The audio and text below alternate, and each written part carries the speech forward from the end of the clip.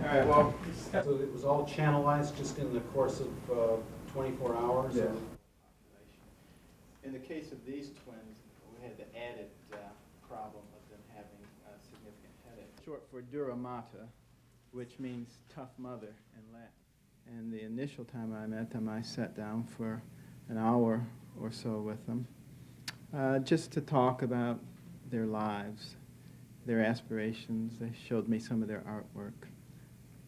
But I really wanted to ask the question, do you recognize that your desire for separation has at least a 50-50 chance of resulting in your death?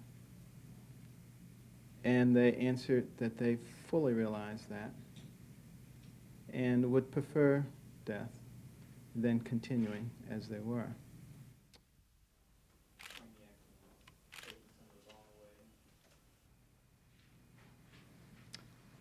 So this is Ladan, this is Lale. This is where the drainage systems come together. I think the younger they are, the much better. We did go ahead. At that point, I must say, I felt like a person heading into a dark jungle to hunt a hungry tiger with no gun.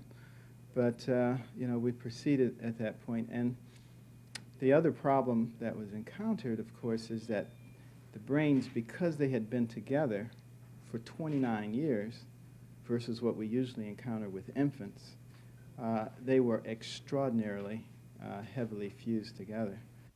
From the lateral part of the frontal lobe, something called the dura down there was at least 10 times as thick as it normally is. And when we put the first clip on it, we realized why it was so thick, because all the blood was being shunted through the basal dura. And it was under so much tension that as we would put clips on it, it would actually rupture and bleed, and you'd put another clip to try to stop that, and it would bleed and bleed and bleed. And each place you went, it would just bleed.